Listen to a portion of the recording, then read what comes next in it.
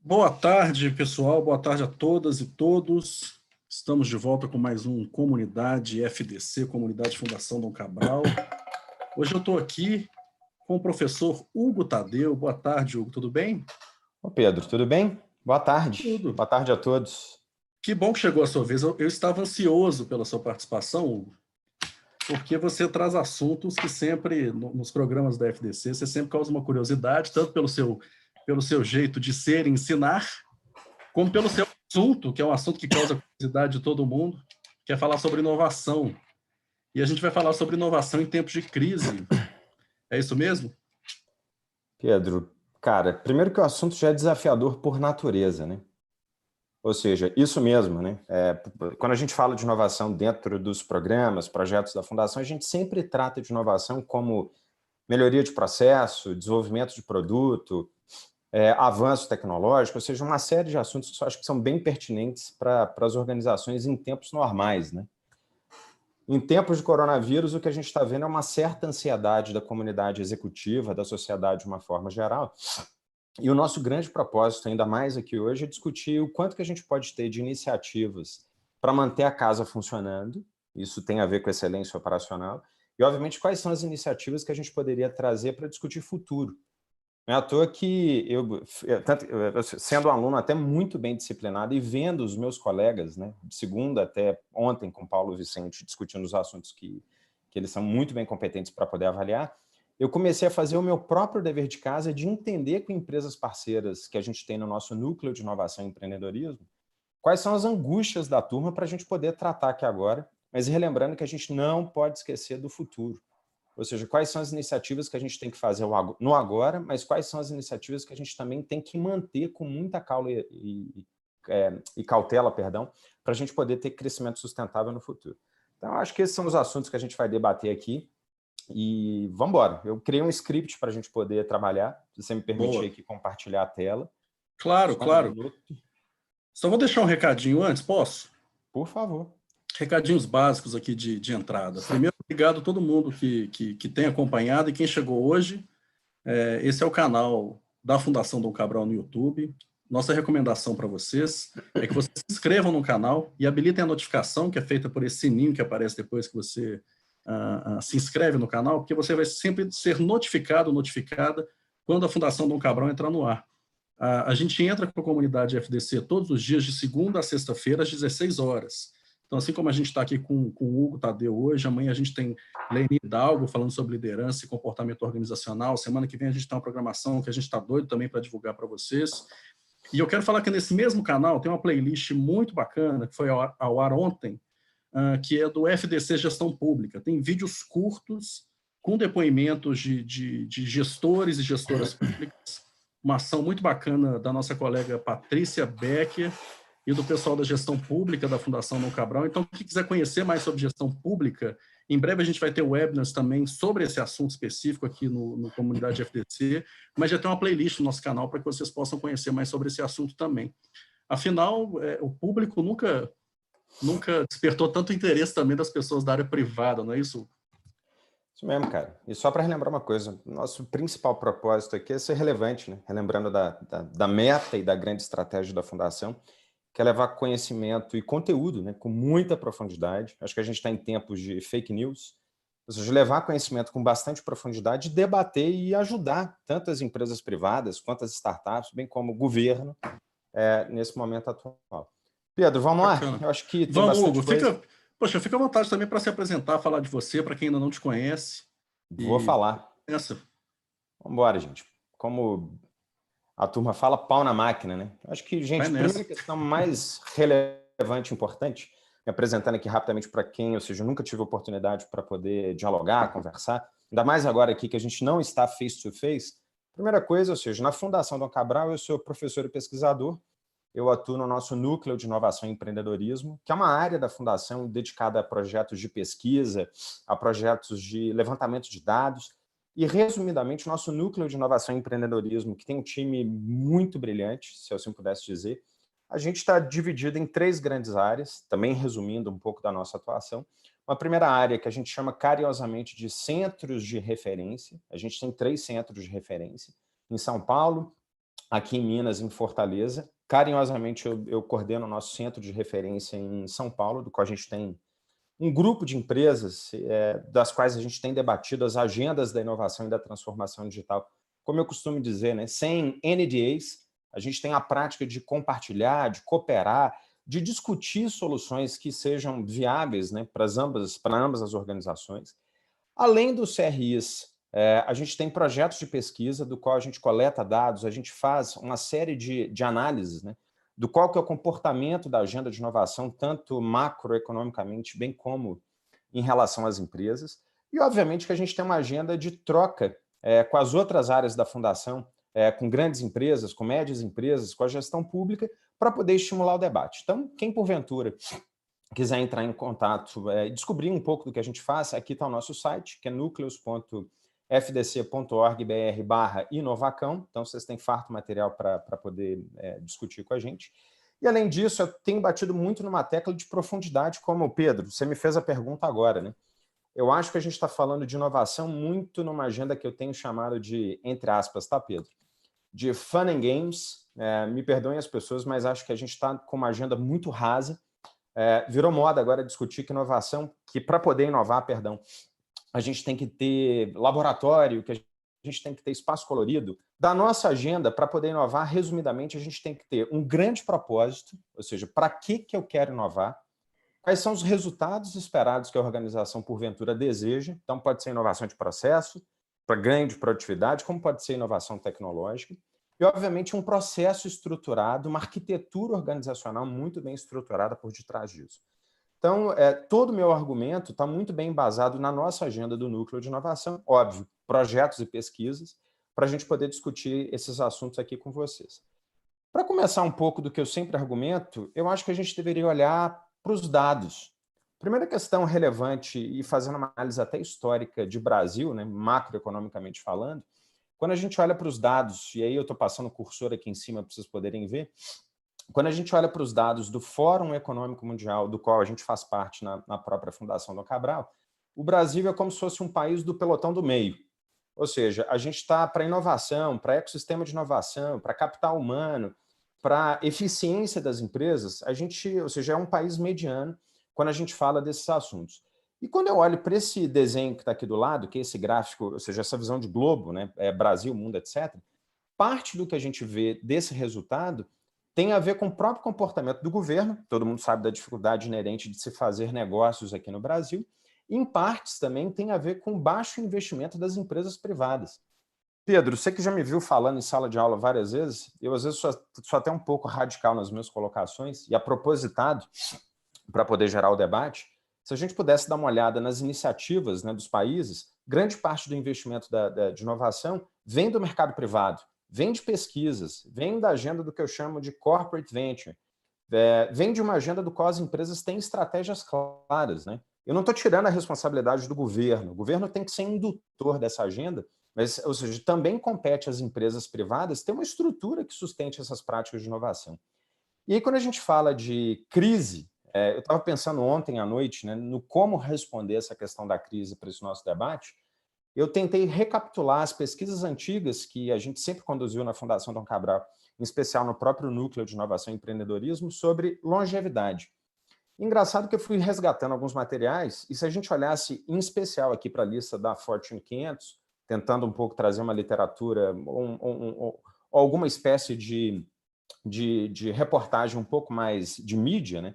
Dá para perceber que a gente tem uma série de empresas que, ao longo da história, passaram por uma série de crises, mas o investimento em inovação, a adoção de estratégias e a preservação de conhecimento e capital humano, essas agendas sempre foram latentes. E o especial, né, a capacidade dessas empresas em não utilizarem em determinados momentos as tradicionais abordagens que a gente muito conhece e trazendo abordagens novas para um refresh daquilo que poderia ser mercado e uma tentativa de se enxergar possibilidades para o futuro. Então, quando eu olho tanto aquele primeiro slide que eu coloquei, dos dados do Fórum Econômico Mundial, e nesse caso aqui da Fortune 500, a primeira questão que me vem à cabeça seria responder algumas perguntas banais, né? Ou seja, como é que uma organização de grande porte, como é que uma organização de médio porte, ou como é que uma startup ou o governo, né, para quem está trabalhando no governo, como é que a gente poderia inovar? Eu acho que o primeiro contexto, a primeira pergunta que a gente deveria tentar responder seria essa pergunta que eu coloquei aqui, né? Ou seja, qual é o contexto atual da inovação no seu negócio e de que forma que a gente poderia focar em problemas e em melhorias? Então, essa pergunta, a primeira pergunta que eu estou trazendo aqui agora, é uma pergunta que traz uma reflexão da importância e da latência da gente discutir produtividade. Eu preciso ter caixa, eu preciso ter retorno sobre investimento, eu preciso preservar o capital e a estrutura da minha empresa para sobrevivência. Até para tirar um mantra, né, que algumas pessoas têm.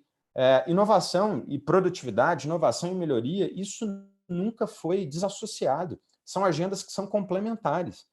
Além disso, tem uma segunda agenda que a gente mesmo, agora na Fundação Dom Cabral, a gente está discutindo muito, que é uma agenda de desenvolvimento de produtos novos para o mercado, que é aquele velho conceito do jobs to be done. Aliás, tem um texto que é clássico, que é um texto que eu sempre peço para as pessoas lerem, que é um texto que se chama Market, Miopia, que é um texto de Harvard que pede para as pessoas entenderem, ou para uma reflexão das empresas, uma procura de entendimento sobre o que o cliente deseja, ainda mais agora em tempos de crise, né? E como é que a gente poderia avançar com novas soluções.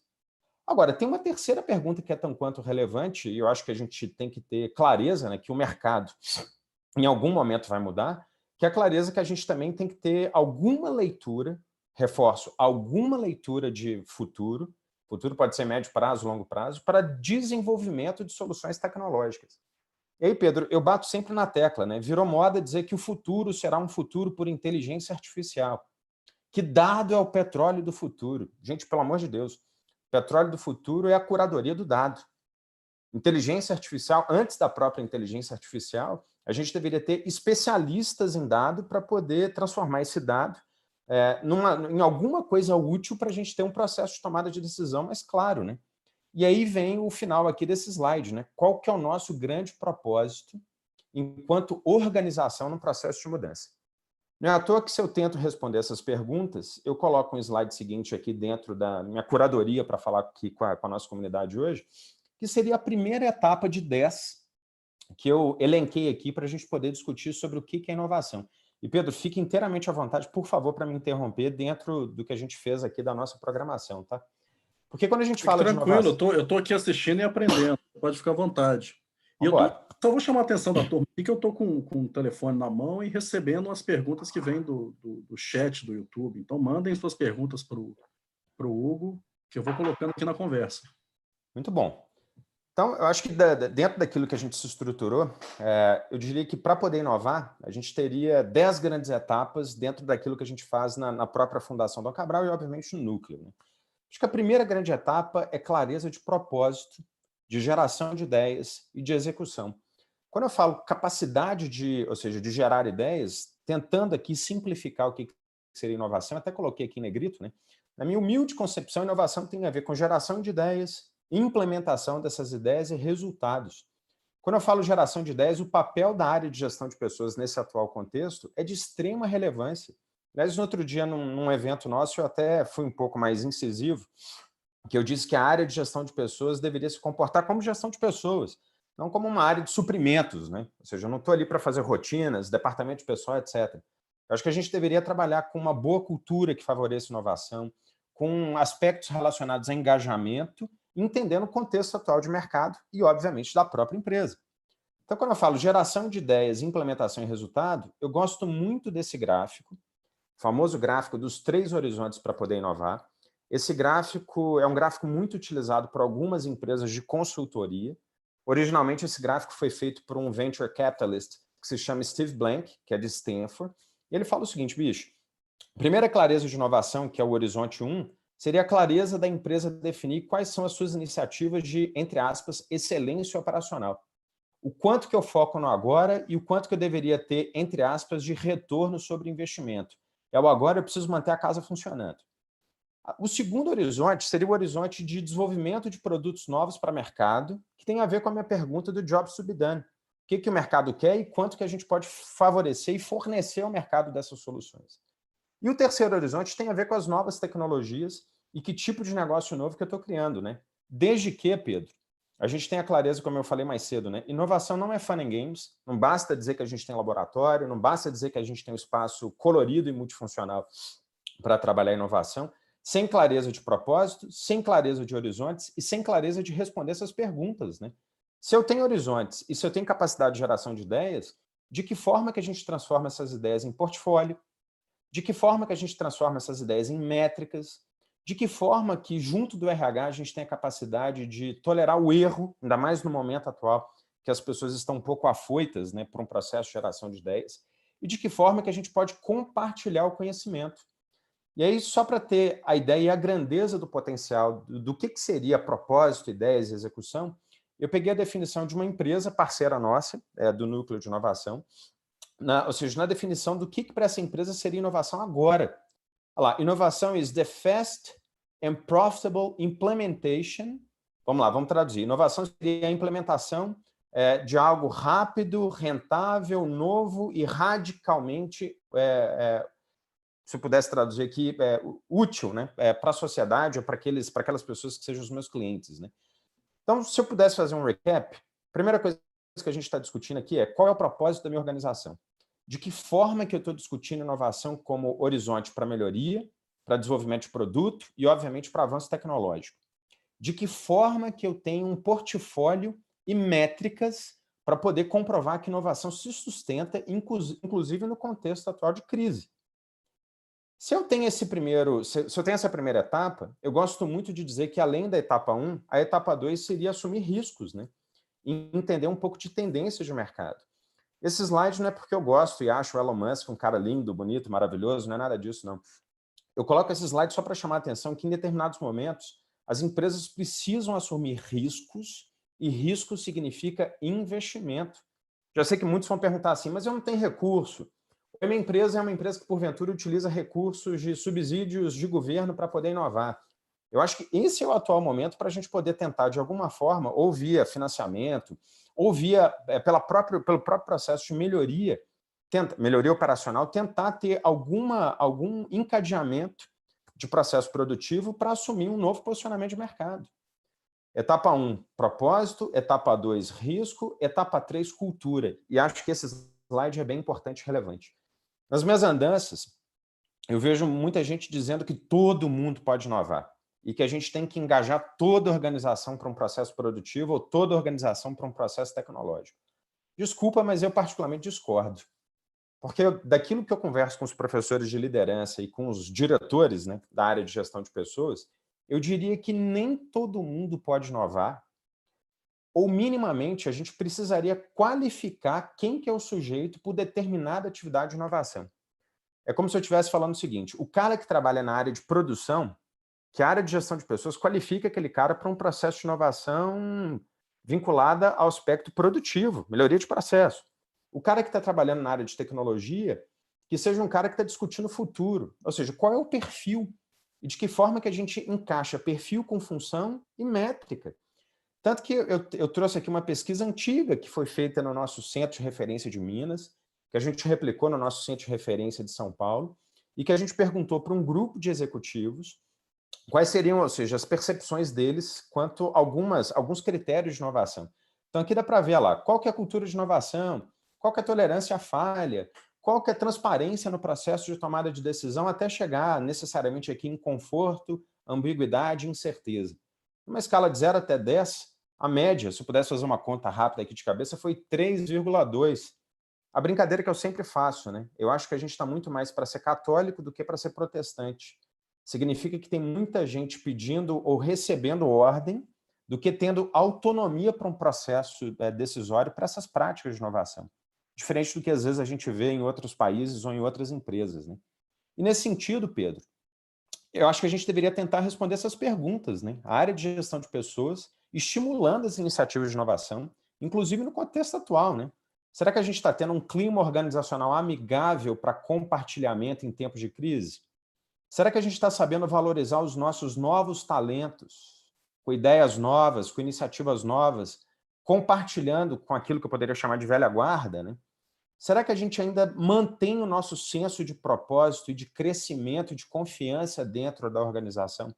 para preservar a própria inovação e sobrevivência e, fundamentalmente, que tipo de estratégia que a gente está discutindo no atual momento para crescimento e mercado e negócio. Então, eu acho que dentro desses preceitos todos, isso dá um bom caldo para a manga para a gente discutir a etapa 4, que eu acho que para mim é uma das mais relevantes, né? De que forma que as empresas também, no atual momento, estão discutindo proposta de valor. Quando eu falo proposta de valor, eu estou querendo dizer o seguinte: qual é a atual governança que as empresas estão se estruturando, ainda mais no momento de risco, para atender os seus clientes, sem ter iniciativas não coordenadas para suportar esse processo. E quando eu falo governança, a minha preocupação nesse atual momento não é financeira. Volto aos dados da Fortune 500. As empresas que conseguiram preservar capital e estrutura, e depois das grandes crises, que foram as empresas que cresceram, foram as empresas que tiveram clareza de propósito, clareza de compartilhamento de conhecimento e de estrutura, que nesse caso aqui está muito vinculada à governança e maturidade para atender seu cliente no atual momento. Agora, isso também me remete a um outro conceito, né? Não adianta de nada ter uma boa governança se eu não tiver clareza daquilo que está se passando no mercado. Está todo mundo falando em portfólio, está todo mundo falando em plataforma. Plataforma, para a gente que é da área de inovação, tem a ver com plataforma tecnológica. O quanto que eu consigo agregar diversos serviços, e aqui é um exemplo, e é óbvio, né, dá para ver aqui no meu slide, do WeChat, do qual eu consigo ter uma série de soluções disponíveis dentro de um único modelo tecnológico e que consiga suportar o cliente no atual momento de fragilidade econômica. Então, talvez isso me remeta a uma pergunta, né? Será que as grandes empresas, será que inclusive as próprias startups, será que as escolas, não importa qual que seja o negócio, será que a gente está acompanhando esses novos modelos de negócio para poder suportar o nosso mercado no contexto atual? Será que, por exemplo, observando o mercado de ações, uma das ações que mais tem que ser valorizado no mercado atual é a da Zoom, que inclusive estamos aqui, né? Que tem um conceito de plataforma muito bem dimensionado e que gera valor para os seus clientes, inclusive a gente aqui mesmo discutindo inovação em tempos de crise no mercado.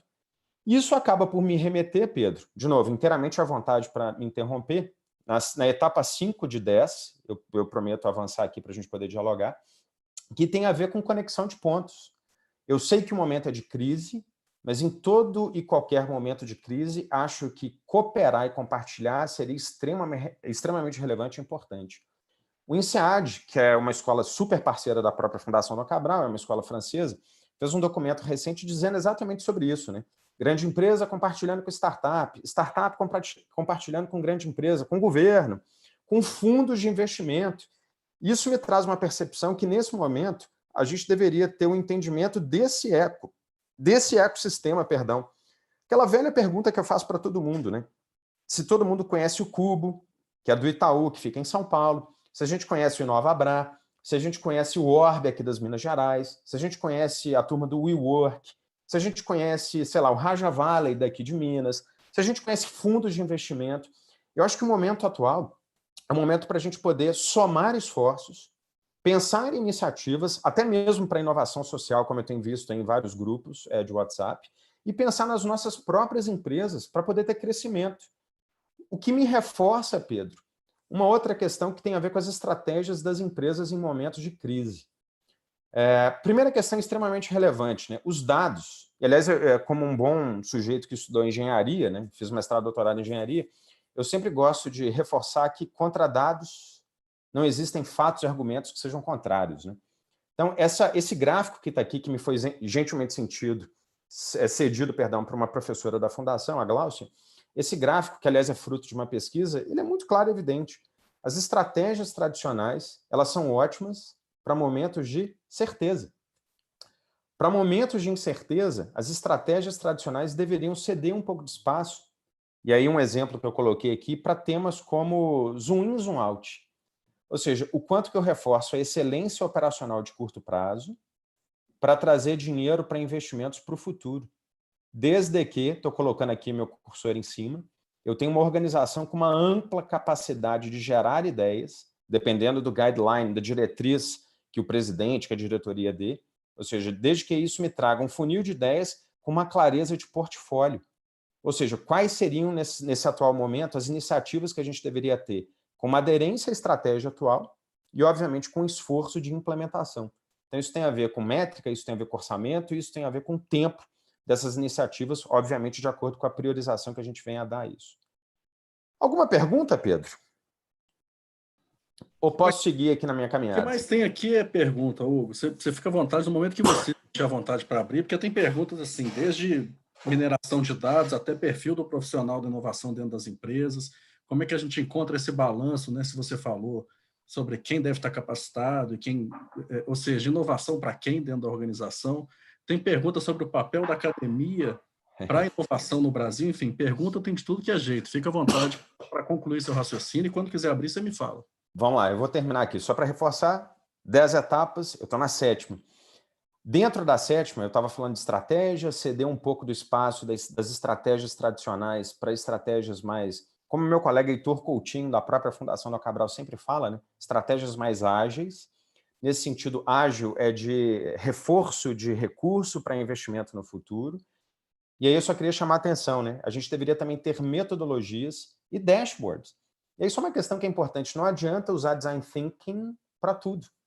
Quando a gente fala de design thinking, tudo bem que grande parte das pessoas que aqui estão, acho que todo mundo conhece o que é um canvas, o que é um mapa de empatia. O que a gente sempre reforça é que de uma boa estratégia para tempos atuais de inovação, que é o que eu estou colocando aqui nesse slide, a gente também deveria saber escolher boas metodologias, mas fundamentalmente ter um bom portfólio, ter um bom dashboard dessas iniciativas para um processo claro de tomada de decisão. E aí, Pedro, meu amado amigo, isso me remete a uma outra questão, que é uma pergunta simples, né?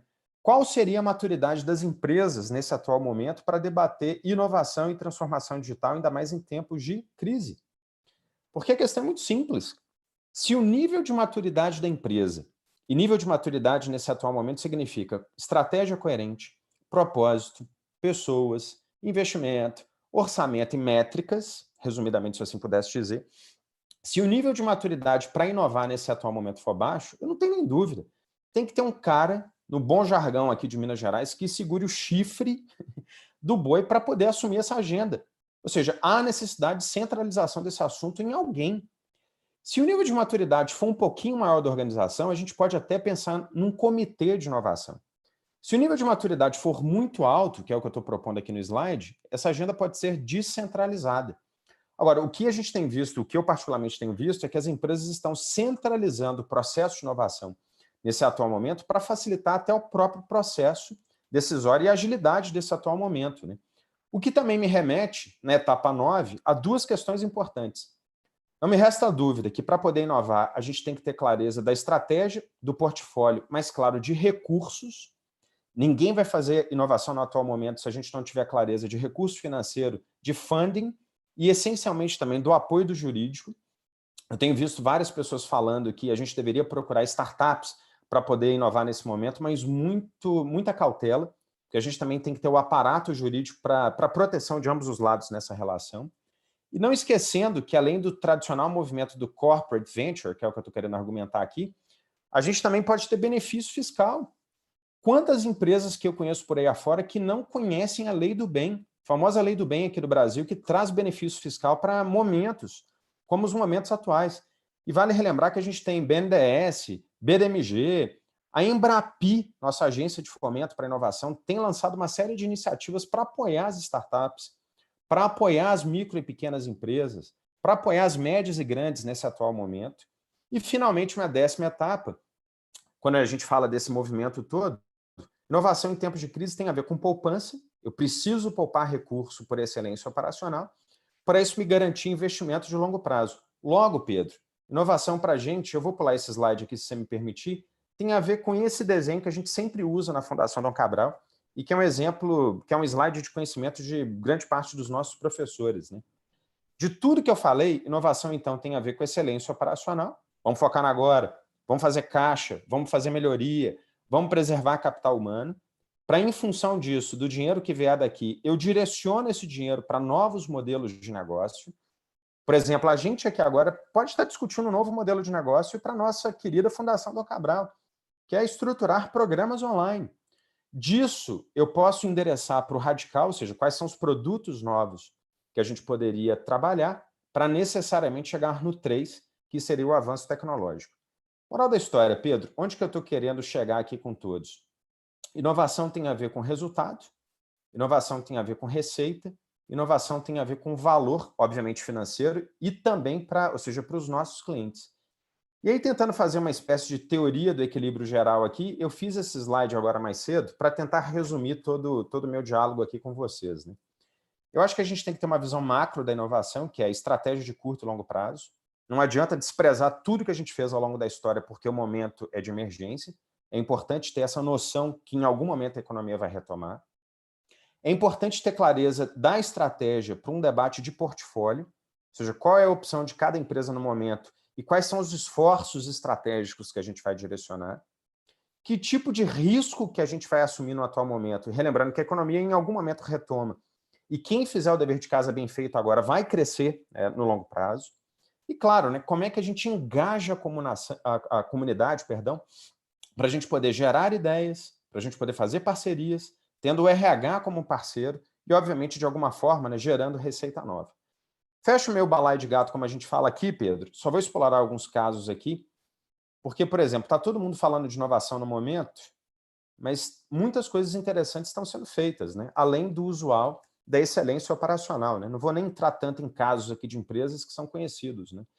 Eu acho que quando a gente fala de mobilização, eu acho que esse caso aqui do MIT ele é fabuloso. Isso é de ontem. Universidade americana, que aliás é uma universidade brilhante naquilo que eles fazem. Esses caras estão juntando informação, então não tem nada de fake news, é informação de muita profundidade. Eles estão juntando informação com gente muito bem capacitada e recursos para discutir como solucionar o problema atual do coronavírus. Então os caras estão fazendo hackathons. Gente, tecnologia está aí para dar e vender. Quanto menino bom que está em casa agora, que poderia estar nos ajudando, desenvolvendo soluções para as nossas próprias empresas. É momento de oxigenar, é momento de aprender, é momento de compartilhar. Eu acho que da mesma forma, e recapitulando o que eu falei, existem linhas de crédito.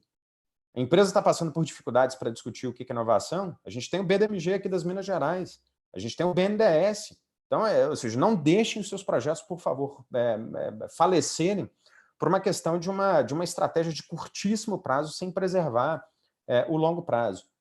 Outra questão importante, né? Eu fui listando aqui, e aí as fontes aqui estão, Folha de São Paulo, Estadão, a turma lá do Inovativa, quantas iniciativas que são da semana passada para cá. O próprio Ministério da Economia, com a turma da BS Startups, Embrapi, Sebrae, a turma da AGE Rio, quantas pessoas estão fazendo coisas relevantes com recurso, investimento e parcerias para suportar esse momento atual de crise, inovação, preservando o atual e, obviamente, discutindo o futuro, né? E aí, Pedro, eu fecho. Para quem quiser saber o que é isso que eu escrevi aqui, é o vai que dá, né? A gente tem que ter uma mentalidade positiva. Grandes empresas também estão se mobilizando. Embraer, que está anunciando parcerias via, ou seja, soluções tecnológicas. A gente tem Petrobras, a Natura, que está preservando aí seus consultores. Em síntese, tem como fazer, Pedro. Eu acho que a mensagem principal que eu trago aqui para vocês é de compartilhamento, de troca, de geração de ideias, de preservação do agora por produtividade e, obviamente, de investimentos na medida do possível, não estou sendo xiita aqui, para a gente ter em algum momento crescimento de longo prazo. As grandes mensagens que eu queria passar, Pedro, eram essas. E vamos dialogar, cara. Acho que a gente tem que conversar, trocar ideias e aprender com os nossos amigos aí. Bacana, muito obrigado. Tem aqui muitas perguntas e também comentários bacanas. Lembrando que isso aqui é um lugar para todo mundo aprender e ensinar. Então, se você quiser dar alguma contribuição também para a fala do Hugo, quiser trazer algum destaque, fiquem à vontade além das perguntas. Eu vou começar aqui com uma pergunta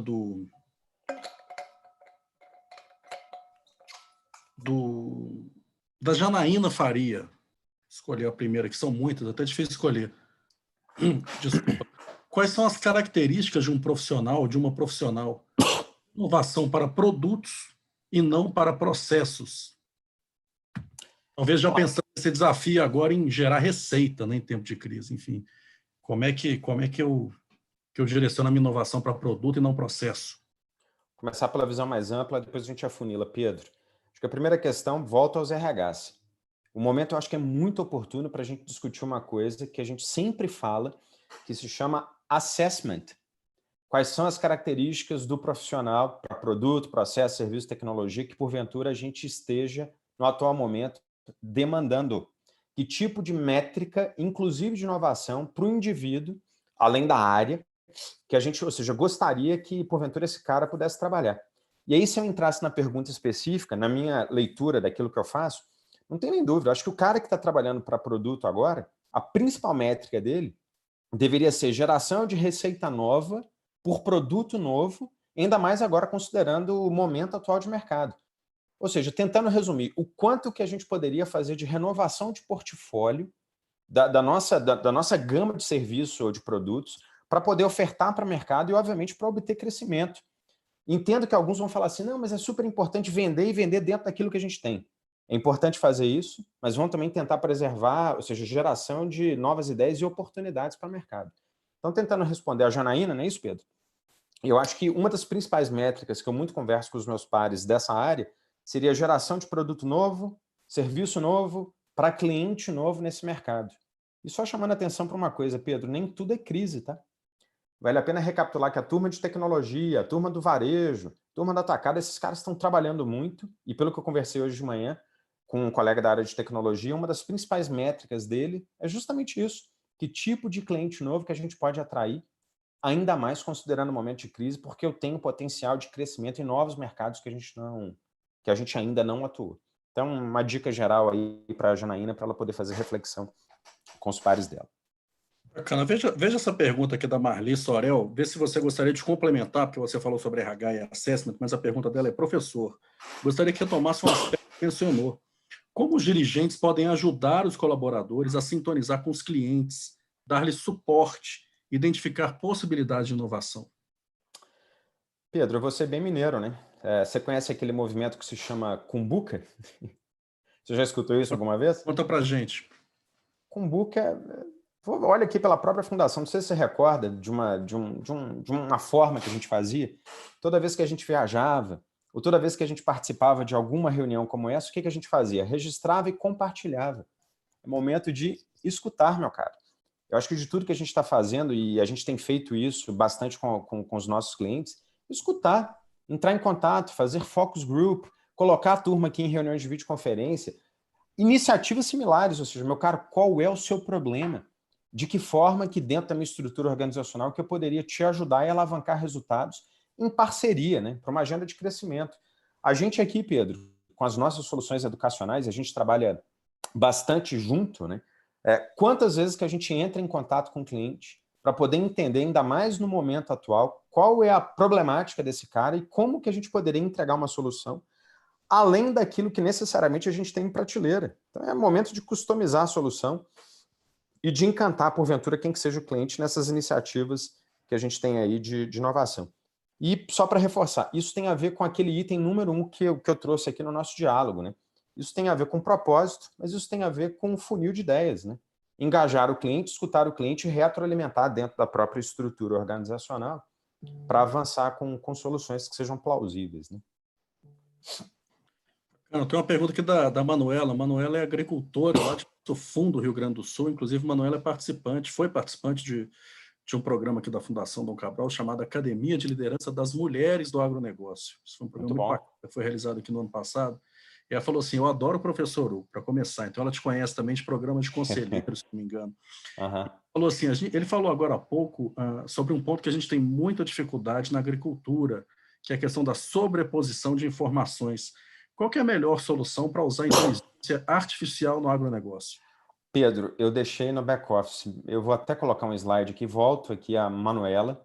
Manuela, você foi brilhante agora, tá? Eu vou colocar um slide que eu tenho batido muito na tecla, que me virou moda agora dizer, olha lá, isso estava aqui no meu back-office, tá, Pedro? Slides extras. Que é o seguinte, todo mundo agora tem a mania de falar que dado é o petróleo do futuro por causa dessa capa da The Economist.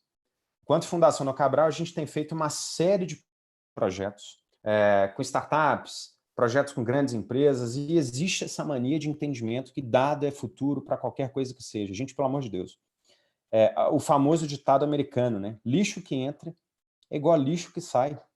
Se eu não tiver a capacidade de contratar especialistas que entendam do meu problema de negócio, no caso específico da Manuela, de agricultura, para poder gerar input para o sistema E sistema, no caso específico, tendo modelos específicos aí de machine learning para um processo de tomada de decisão, isso para mim significa um blá, blá, blá, blá, blá, blá, blá, blá, blá miserável. Eu acho que a gente está terceirizando um processo de tomada de decisão para as empresas de tecnologia e para as startups, que deveria ser um processo das próprias empresas. Isso demanda curadoria, isso demanda investimento em especialista. E outra coisa, do que eu também convivo todo santo dia com gente que é do setor de tecnologia. Vale a pena recapitular que o cara de tecnologia, às vezes, ele pensa muito mais na parte da solução tecnológica do que necessariamente no aspecto da usabilidade, se eu assim pudesse dizer, daquela tecnologia para o cliente. Em resumo, o que eu estou querendo dizer? É importante ter dado, mas é importante tratar dado, e é tão quanto importante entender o mais básico de tudo, que se chama machine learning, que são técnicas da estatística para um processo de tomada de decisão, desde que a gente tenha especialista e demanda por investimento nesse assunto. Então, gente, vamos assentar um pouco esse negócio, porque me parece que todo mundo agora está querendo dizer que tecnologia vai mudar as empresas de cabo a rabo, não vai mudar tanto quanto se espera, né? Até porque, não sei se vocês relembram, né? Voltando aqui a Manuela. Há 10 anos atrás, você lembra do bug do milênio, Pedro? Os computadores iriam parar de funcionar. Algum computador parar de funcionar? Fiquei numa expectativa doida. Então, você lembra de algum computador parar de funcionar? Não. Você lembra do seu primeiro discador de internet? Ah, lembro. Lembro com carinho. Eu só podia entrar no final de semana nesse negócio, porque eu cobrava pulso. Você lembra do barulhinho? Como é que era? Lembro. Conectava aquela coisa toda. Assim, é a mesma coisa para hoje. Parece que agora é mania de se dizer que tecnologia vai mudar o mundo. O que vai mudar o mundo são as boas estruturas organizacionais, o bom processo decisório, o bom propósito e especialistas para imputar informação para a turma de tecnologia. Assim, cuidado, tá? Eu acho que a gente tem que ter entendimento disso para tomar a decisão certa, porque senão o investimento em tecnologia acaba sendo muito alto e o resultado muito baixo. Mas muda, Hugo, assim, nesse caso específico que a Manuela colocou, do agronegócio, assim, muda essa questão do agronegócio para... Claro que cada setor tem as suas especificidades, mas no agronegócio em especial... Eu tenho até uma outra pergunta aqui, eu vou identificar o nome da pessoa, daqui a pouco eu conto para você. Mas ele falava assim, cara, iniciativas de inovação para cooperativas agrícolas, como fazer... Né? Eu percebo nesses webinars, nesses últimos dias, assim, uma grande participação do pessoal do agro, uma participação cada vez maior desse público em programas de educação executiva. Tem situações que são específicas do agro e são diferentes de outros setores? Não resta dúvida que tem. Se você olhar, tem vários estudos do IPEA, de instituições renomadas também, tão quanto a própria Fundação Dom Cabral, ou seja, fazendo estudos relevantes. Por exemplo, para o próprio caso do agronegócio, a gente mesmo já fez um estudo para o agronegócio anos atrás, posso até compartilhar depois com a turma, que falava sobre produtividade, e um dos principais elementos que trazia o ganho do agronegócio era, ou seja, a adoção de tecnologia, desde que, só para chamar a atenção, que o entendimento de posicionamento estratégico fosse claro. Então, eu acho que a gente não deveria depositar demais as fichas em uma só vertente, tecnologia é a resposta para tudo, ou só estratégia. É um combinado, ou seja, uma combinação de fatores para uma resposta. E nesse caso específico do agronegócio, eu acho que a gente tem tantas outras iniciativas bacanas aqui no Brasil que a gente poderia aprender. Vou citar o caso aqui das Minas Gerais. Aqui em Minas a gente tem um movimento que se chama Mining Hub, que não é bem um movimento, né? É um hub das mineradoras. E olha que as mineradoras têm desafios que são muito relevantes. Os caras investem bastante em tecnologia, mas esses caras decidiram se reunir para discutir problemas em comum. Então, ou seja, por que a gente não poderia criar uma espécie de hub da turma do agronegócio para discutir problemas em comum, do qual eu acho que em alguns momentos tecnologia poderia ser muito útil para a leitura de dados, para tratamento de dados, mas em alguns outros momentos, pensando, por exemplo, na turma das cooperativas, e olha que, olhando para a fundação, eu já tive um aluno de mestrado que trabalhou justamente nisso, do qual a grande solução dele não foi tecnológica, foi alinhamento de um discurso estratégico entre a turma de conselho. Então, assim, eu acho que quando a gente gera compartilhamento, e trazendo o caso do Mining Hub, várias soluções úteis para a cadeia produtiva elas podem aparecer, e isso, obviamente, pode gerar resultado. Então, como sugestão para a Manuela, visite o site do próprio Mining Hub. Depois eu posso mandar num privado até o contato da turma do Mining Hub, para a gente poder entender quais são as iniciativas, como que a mineração se estruturou e de que forma que isso poderia ser útil para a turma do agronegócio. E aí, Pedro, só uma questão que me veio à cabeça. A gente também não deveria ter respostas simples para questões complexas, né? Acho que questões complexas com respostas complexas. Logo, compartilhamento relevante. É isso. Eu tenho uma pergunta aqui de $1 milhão. Você já está muito rico, não? Você está afim de responder uma pergunta de $1 milhão? Eu tenho cara de rico, Pedro? Eu acho que você tem meio cara de rico. Rose Leonardi. E as empresas que trabalham com turismo, que estão enfrentando esse momento agora de viagens adiadas ou canceladas, assim, como é que um setor que está sentindo a crise num alto impacto, né, está sentindo esse golpe duro no momento, como é que essa empresa consegue pensar em inovação? Pedro, pensa em plataforma. Isso é a mesma coisa que me perguntaram há pouco tempo para a turma do setor imobiliário. E aí eles sempre... Eu lembro que há 2 anos atrás eu tive um debate com a turma desse segmento, negócios imobiliários, e muitos argumentavam que o negócio deles nunca passaria por uma transformação. E a gente vê iniciativas de empresas, por exemplo, aqui em Minas a gente tem uma grande construtora que fez uma grande plataforma, apesar ou seja, dos movimentos de mercado deles, que esses caras conseguem colocar o aluguel, a venda do imóvel novo, eles conseguem ter financiamento, tudo junto numa plataforma. Eu acho que é um momento de criatividade. Não dá para resumir no caso específico. Como é que é o nome da pessoa, Pedro? Que você me fez a pergunta? Que é do setor de turismo. Do turismo. Não tem problema. Rose Leonardi. A Rose Leonardi. Não dá para querer ter uma resposta única para o setor dela. Eu acho que ela deveria entender que ela poderia agregar valor para o cliente dela, tendo turismo, tendo financiamento, tendo uma série de soluções além daquilo que é o usual que ela presta. Que é o que a gente tem visto, voltando aqui ao agronegócio, voltando à questão do próprio setor de construção civil, voltando à questão das plataformas, como a gente conhece aqui, ó, no nosso celular. Pensa você que, sei lá, você que utiliza o seu aplicativo para poder ter o seu carro. Na China, além de ter o aplicativo de carro, você tem financiamento, você tem uma série de outros serviços de alimentação, como aqui no Brasil também, perdão, para poder nos ajudar a ter receita nova.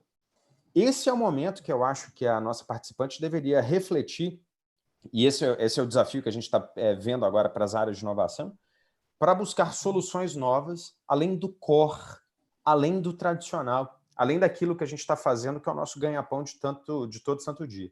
Assim, refletir e entender em outros segmentos aquilo que poderia ser útil para o nosso próprio negócio.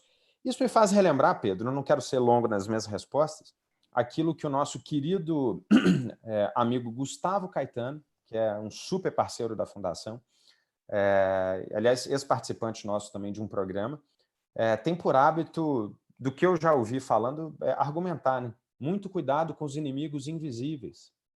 Então, volto ao questionamento da participante. Não olhe só para o seu segmento. Tente entender de que forma, numa cadeia de valor, que ela poderia ofertar serviços e gerar receita nova, mas com paciência. Porque, ou seja, produto novo, receita nova, não necessariamente verá no estalar dos dedos. Né? Hugo, tem muitas perguntas. Eu vou sugerir para o pessoal, que infelizmente são muitas, ou felizmente são muitas, mas o tempo é restrito, que conhecesse o seu perfil lá no LinkedIn, se conectasse a você. Eu vou encaminhar todas as perguntas para você e o pessoal pode manter contato direto contigo, se apresentar. Olha, fui eu que fiz aquela pergunta lá, tudo. Porque tem pergunta aqui, poxa, como é que eu inovo em eventos culturais? Como é que eu inovo em cooperativas de crédito? Como é que eu posso envolver o time de... Olha, já vou só aproximar. Como é que eu posso virar o jogo com estratégia de inovação? Poxa, como é que eu posso inovar se eu não posso reunir com o meu time de chão de fábrica nesse momento? Então, assim, tem pergunta de tudo que é tipo. Mas tem uma pergunta que eu quero chamar aqui, especialmente para a gente encerrar essa conversa, que é do Marcelo Segala, ou Segalha. Hugo, você conhece, Hugo? Na sua opinião, qual que é o legado positivo que fica dessa crise? Esse legado positivo é que a gente deveria entender que inovação não é uma agenda de fun and games. Marcelo já me escutou falando isso.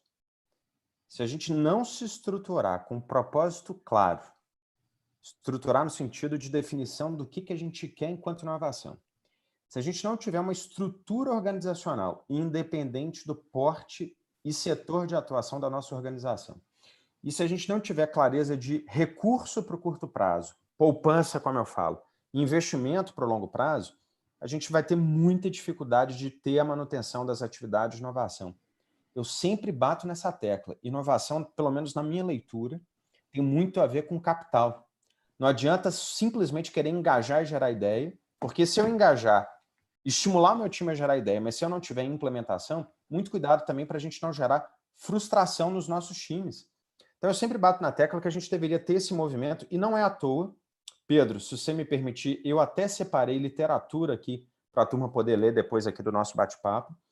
Quem quiser ler, tem 2 textos super interessantes, um que é da OCDE, que fala justamente disso aqui, ó, Innovation em tempos de crise, para não ficar falando em inglês aqui, do qual esse texto traz justamente esse debate, né? O quanto que a gente deveria estimular geração de caixa, geração de ganhos de produtividade, para poder, ou seja, isso significar investimento no futuro. E me parece que, ou seja, para não ficar muito distante da realidade brasileira, também tem literatura aqui no Brasil que traz a mesma realidade. Olha a palavrinha mágica aqui, ó. Qual é o portfólio de iniciativas de curto, médio e longo prazo? Para quem me escutou direitinho, foi o que eu chamei no início de horizontes, horizonte 1, 2 e 3, que a gente deveria trabalhar, ou seja, para avançar com práticas de inovação.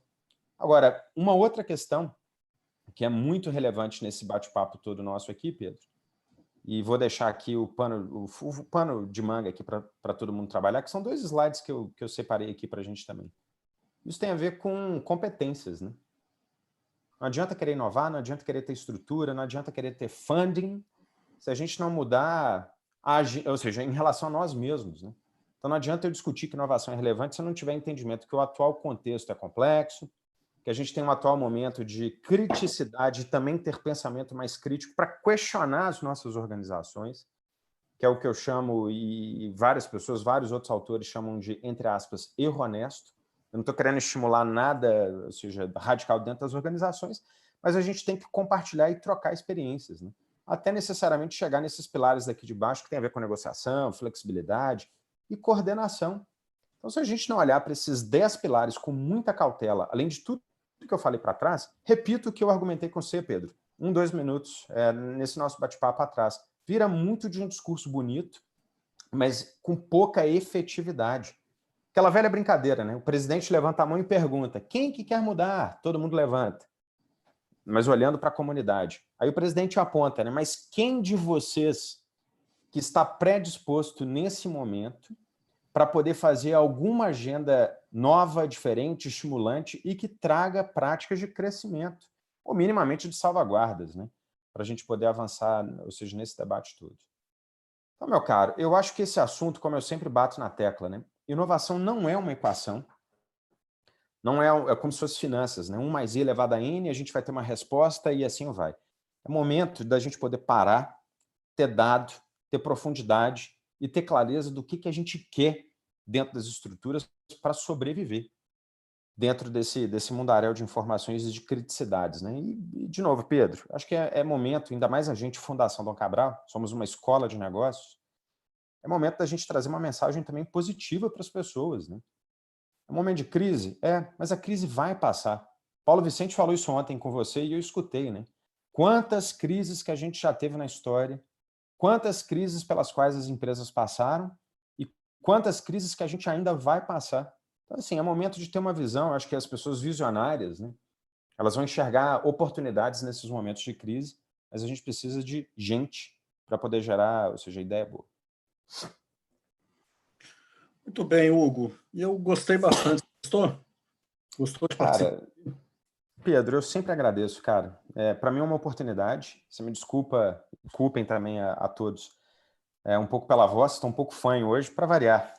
O tempo muda, minha voz muda, mas eu acho que a agenda nossa aqui é de compartilhar conhecimento, compartilhar ideias e estimular a nossa comunidade a refletir e ter crescimento, por mais que essa palavra crescimento seja um pouco estranha nos momentos atuais. É isso, meu caro. Muito bem, se cuida, Hugo. Melhoras para você. Toma água, hein? Você está falando um bocado aqui, eu tomei um bocado de água, você não toma água, você só vai falando, falando. Não estou com coronavírus. Que bom, que bom. Fico feliz assim que você tá bem seguro. A gente deseja que todos e todas estejam bem seguros nesse momento, na medida do possível, bem.